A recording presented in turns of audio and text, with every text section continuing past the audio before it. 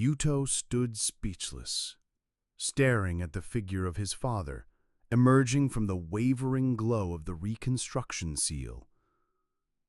This wasn't a dream. The particles of memory reverberating through the space penetrated beneath his skin, leaving a texture that seemed etched into his very bones. It was far too vivid to be called a hologram, and yet too surreal to be considered reality. The figure of his father was subtly different from what he remembered. The outline was familiar, but the depth of the wrinkles near his eyes, the angle of his mouth, even the way he moved, everything was just slightly off. In his memories, his father always carried a gentle fatigue, but the figure before him bore none of it. And yet, no, perhaps because of that, he felt an undeniable sense of recognition.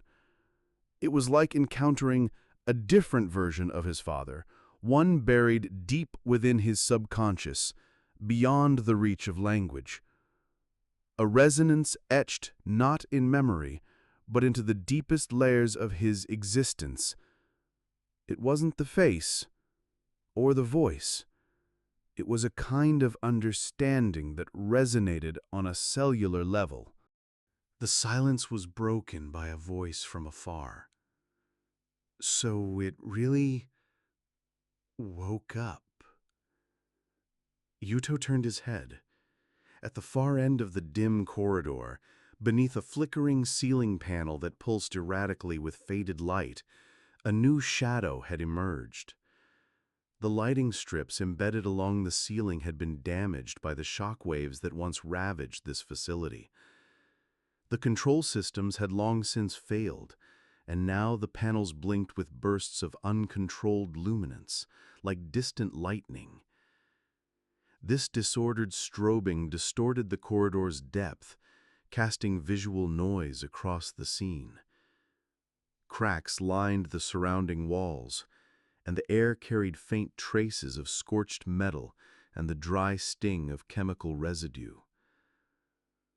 The figure advancing through this ruin was a young woman clad in a gray suit, kicking up fine dust with each deliberate step.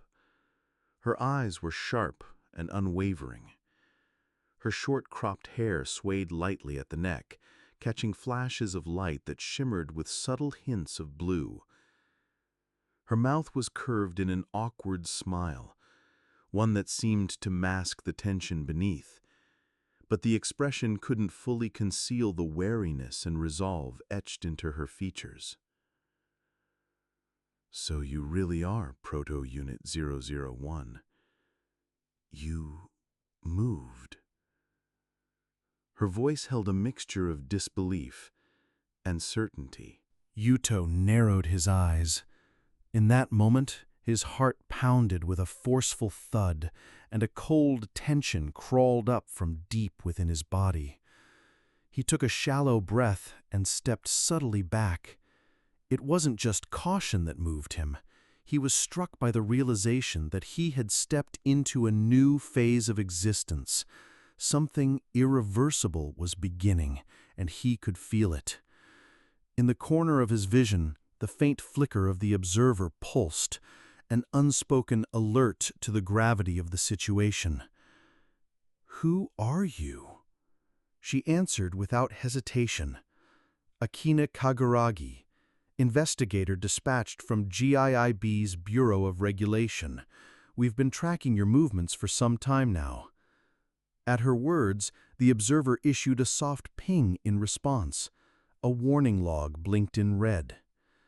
Classification: hostile capable entity. Regulator. Yuto repeated the word, letting it linger on his tongue. L.I.S.'s lapdog, huh? Akina didn't let her smile waver. Instead, she tilted her head slightly and opened her hands palms up. The gesture was gentle, but behind her eyes lurked the sharp focus of an observer, tracking Yuto's every subtle movement with precision. The overhead light panel flickered again with a creaking pulse, casting a warped shadow behind her that slithered along the cracks in the wall. As her hand opened fully in that broken light, something about the motion triggered a flash in Yuto's memory, a half-formed echo of someone else who had done the same. But the recollection was hazy, and like static, it was gone in an instant. His heartbeat quickened.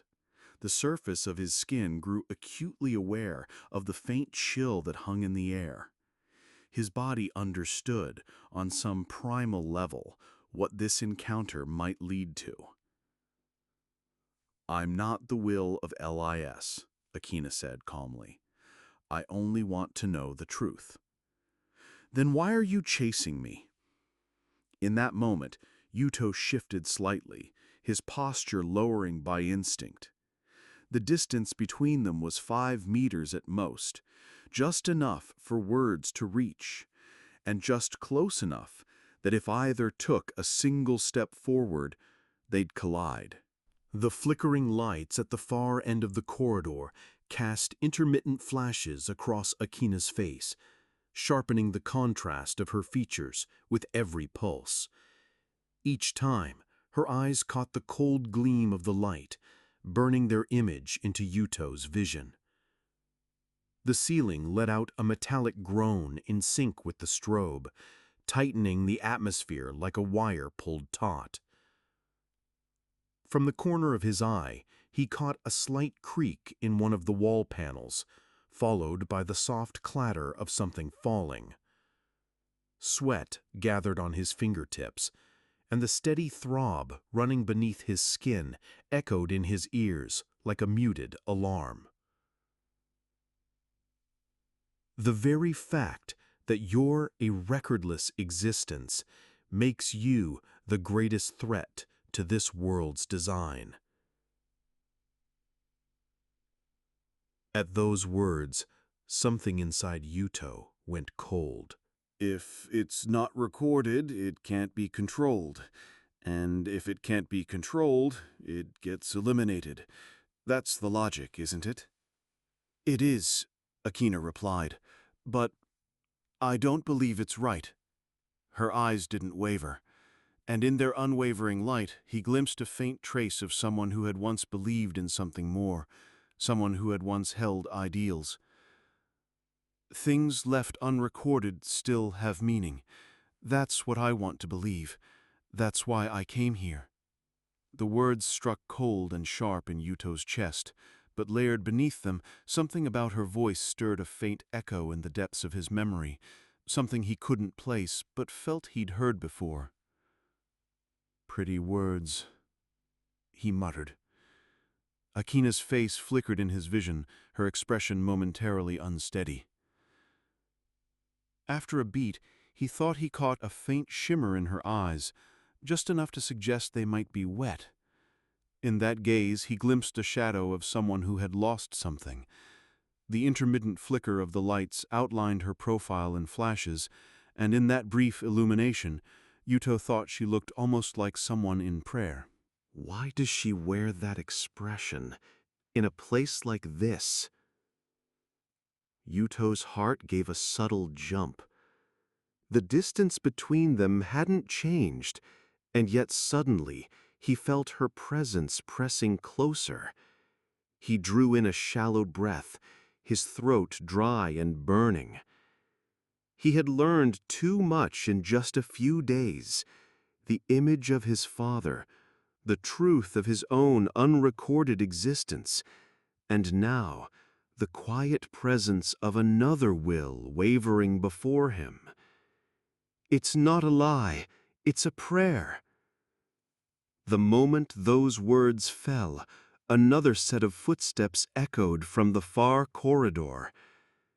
Yuto's eyes shifted slightly. He couldn't yet see who it was, but the dry, measured beat of footsteps rang out at regular intervals from deep within the hallway. The metallic floor panels gave a faint creak with each step, and with every echo, a cold tremor passed through his chest. At the edge of his vision, past the shadowed corridor, something faint flickered, a silhouette swaying slightly in the dim light. From beyond a cracked wall, a breeze slipped through, carrying the burnt scent of scorched paint and the faint tang of singed wiring. Yuto remained frozen in place, unmoving, and as the footsteps drew closer, he felt an unpleasant sweat begin to bead along his back. Coordinator, your actions may be deemed outside the scope of your official duties. The voice belonged to a man in a suit, streaked with gray hair. Emblazoned on his chest was the insignia of L.I.S., and on his shoulder a silver stripe marked his command authority. He stood a full head taller than Akina, clad in a suit so dark it bordered on black, with a small gleaming emblem at the collar.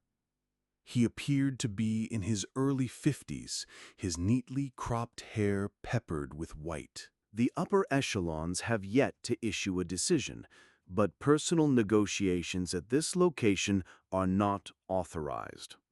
Akina responded without turning around. This isn't a negotiation. I'm choosing what to leave behind, on the front lines of the record. Your role is to preserve the record. Deviation is grounds for disciplinary action. Then you'll erase me from the record right here. How ironic. Yuto watched the exchange in silence before finally speaking. Between Akina and the man in the suit hung a delicate distance. Though their words were measured, their stances subtly offset by half a step, the way Akina never once turned to face him conveyed something else. Neither trust nor hostility, but a carefully calibrated balance. Throughout the conversation, the man's expression remained tense, his lips drawn into a tight line. Akina, by contrast, stood unwavering, as though completely unfazed by his gaze. To Yuto, her posture felt like a declaration, quiet yet firm, a choice made with full awareness of what it might cost her. So, you're going to record me? Then do it. Record this. A man who doesn't exist is standing here. His voice carried the weight of everything he'd endured: loneliness, fury, and now, finally, a kind of restrained fire directed at someone willing to listen. Then record my words, my memories, my voice, my anger, all of it. At that moment, the reconstruction seal pulsed with light once more. The floor beneath Yuto let out a low groan, and the space around him quivered, subtly rippling, as if reality itself had been nudged. Within his field of vision, the memory layer clinging to the wall began to glow faintly, groaning as it peeled away. It dissolved like particles rising into the air, as though the space itself were being drawn back into the echoes of the past. The layer of memory came loose, revealing research logs from decades ago. A recording of someone holding a small child in their arms, a child strikingly similar to Yuto. The facility's name flickered in and out across the log display: Chrono Node. Akina's eyes widened. Her body shifted ever so slightly, and she tore her gaze from the handheld display to stare at Yuto instead. In the harsh light reflected off the shimmering display, a subtle tremor tugged at the muscles of her cheek. From Yuto's position, He could clearly see Akina standing, with both hands braced around the display panel. The distance between them was about 3 steps. Just behind her, the man from L.I.S. stood half a step back, saying nothing, yet the tension strung between them was unmistakable, like a taut wire stretched to its limit. This data was supposed to have been erased from the public archive. And yet, here it is. Yuto's verse overlapped hers. It wasn't that it wasn't recorded. It was removed from the record. The L.I.S. officer behind them took a single step forward, his hard-soled shoes clicking sharply against the floor. His expression was unreadable, devoid of emotion, his eyes flat and unblinking. Before speaking, he swept his gaze around the room, as if measuring the weight of the moment.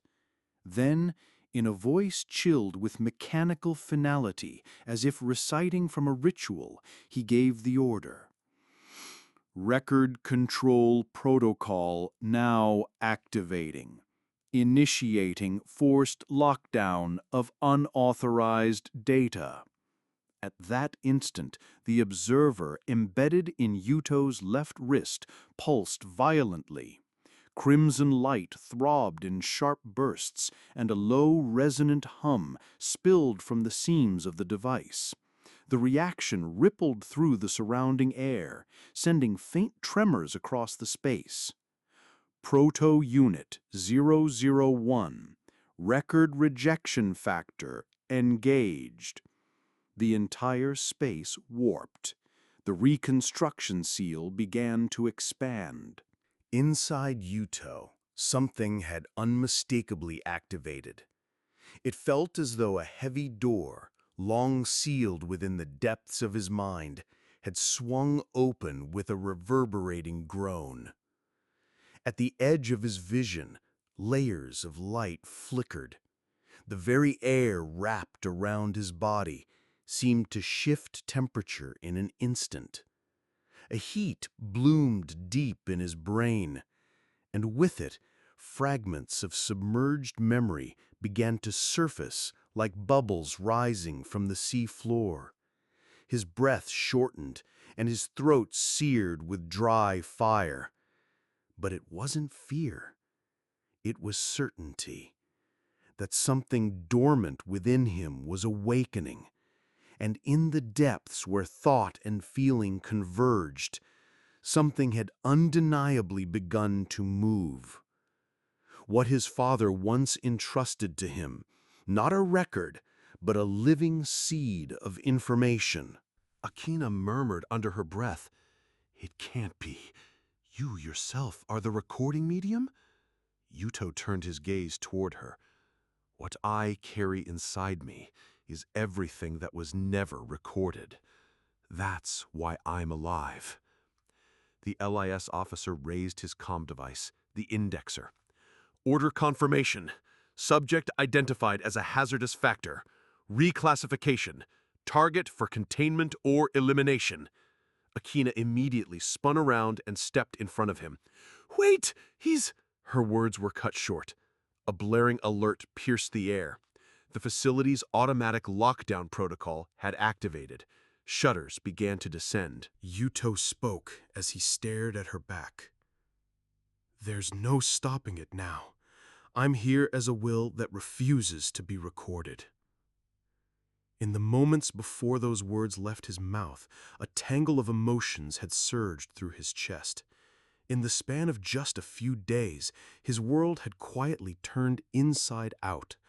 His encounter with the apparition of his father, the truth of his unrecorded existence, his confrontation with Akina, and the activation of the record control protocol. One revelation after another had crashed down upon him like a tidal wave. He had faltered, wrestled with himself, and been afraid. But that wasn't all. The framework of the world he once believed in had collapsed. His once innocent perspective had been forcibly thrust into the harsh filter of so-called records.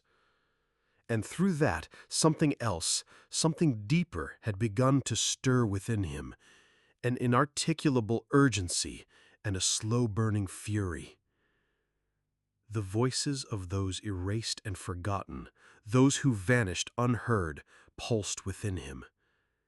Akina's words had struck that nerve, igniting the question of what his existence now truly meant. Everything he had seen, endured, and remembered had built toward this moment, and now, quietly yet unmistakably, something that resembled an answer had taken root inside him. And yet now, this moment, when he couldn't even bring himself to reach out toward Akina's back, one question, which had long been caught in his chest, finally crystallized into certainty. Why am I alive? That question already had an answer. It had taken form. The countless unrecorded existences, the memories that were erased, the voices within him burning with anger and sorrow at the thought of vanishing unheard. All of it had now become his will, and that will had found its voice.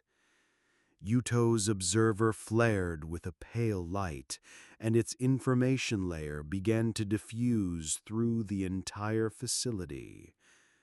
The voices of all that had once been lost, those voices, now as records that no one could hear, were on the verge of being restored to the world through him.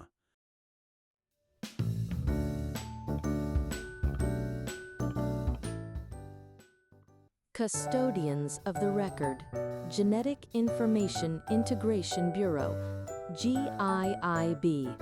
Hello. Is your record currently synchronized without error? This is the official narration introducing the activities of the Genetic Information Integration Bureau, GIIB. The GIIB is a national, state-operated central records authority. We observe and document every citizen's genetic data, behavioral tendencies, emotional indices, and decision-making patterns, ensuring the preservation of societal cohesion.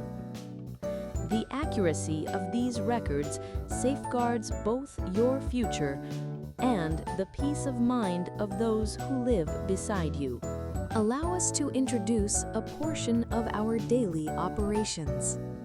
Each day, GIIB personnel are engaged in monitoring fluctuations in individual L.I.S. scores, screening tests for genetic deviation tendencies, automated contradiction alerts and in-person interviews for record discrepancies, field visits and re-recording procedures for unsynchronized individuals, implementation of record integrity education in coordination with academic institutions, identification and pursuit of unregistered entities as part of their ongoing duties.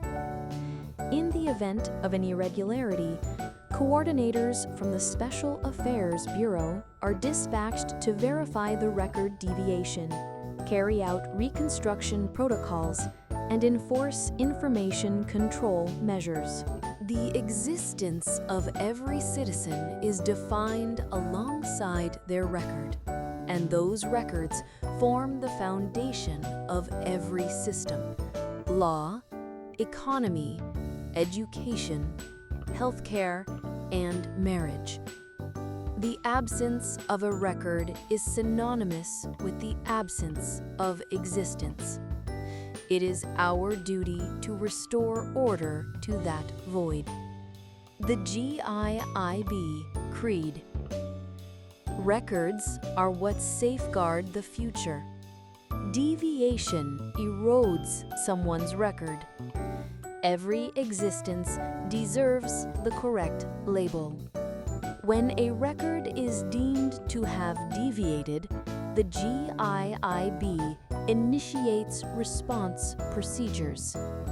Activation of observation drones. Deployment of autonomous correction units. When necessary, a regulation officer will issue a record seal order. This is a natural measure in the name of order. Your record is what upholds the city. Your correctness is what keeps society beautiful. And your existence, we are always watching over it.